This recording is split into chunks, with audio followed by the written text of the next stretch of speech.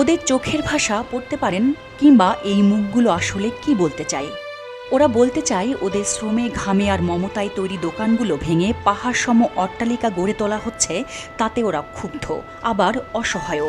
এক নিমিষেই ওরা পথে এসে দাঁড়িয়েছে। এখন শুধু ভরসা খোঁজার শেষ চেষ্টা।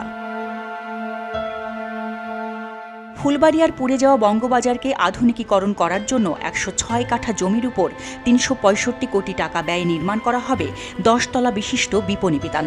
সেই উদ্দেশ্যেই উচ্ছেদ করা হয়েছে বর্তমান দোকানিদের। খালি করা হচ্ছে জায়গা, এ যেন মরার উপর খাঁড়ার ঘা। আগুনে পুড়ে ছাই হয়ে যাওয়া দোকান কোনো মতে দাঁড় করিয়ে চলছিল ওদের জীবন, এখন সেখানেও পড়েছে থাবা। মার্কেট পড়ার পরে আমাদেরকে বলছে ৪ মাসের সময়, ৪ মাস অতিবাহিত না হইতেও কইছে চান্দাইতে মাল খালি করে দিতে। তা ঠিক আছে, তারা বেড়া দিবে, দেও, তারা বেড়া দাও দিয়ে আমাদের জিনিসগুলো ভাঙতো, তাহলে আমরা কিছু কাঠ পাট সরাইতে পারতাম। আমাদের মন মানসিকতা এমনি ভেঙে গেছে, এই বাস টাস নেওয়ার মতো আর মন মানসিকতা নাই। সরকারের কাছে এইটুকু আবেদন যে আমাদের অন্তত একটা বসার জায়গা দেখ, ঠিক আছে?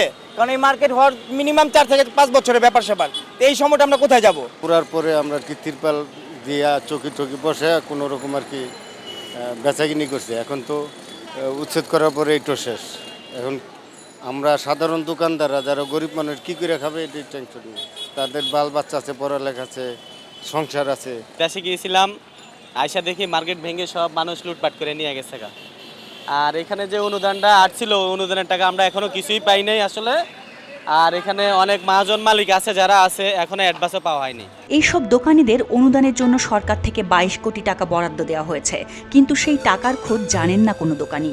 আপাতত সরকার থেকে তাদের জন্য কোনো ব্যবস্থা করে দেয়া হোক, তাহলে পরিবার নিয়ে খেয়ে পড়ে তারা বাঁচবেন, সেই আশায় বসে আছেন তীর্থের কাকের মতো।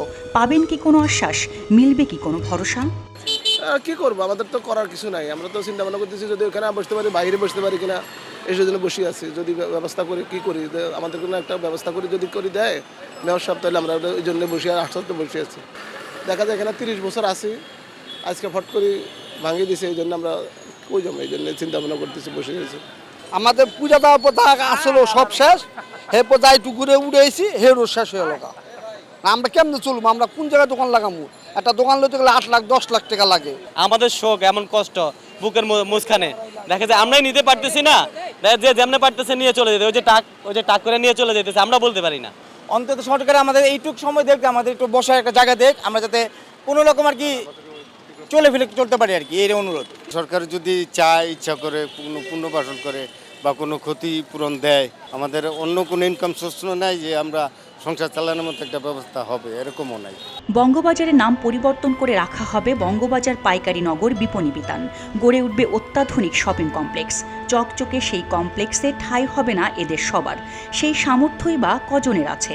ঝলমলে জমকালো শপিং কমপ্লেক্সের চাকচিক্যে হয়তো চোখ ধাঁধিয়ে যাবে সবার, কিন্তু কত মানুষের চোখের জলের বিনিময়ে এটি গড়ে উঠল, সেই খোঁজ কে রাখবে?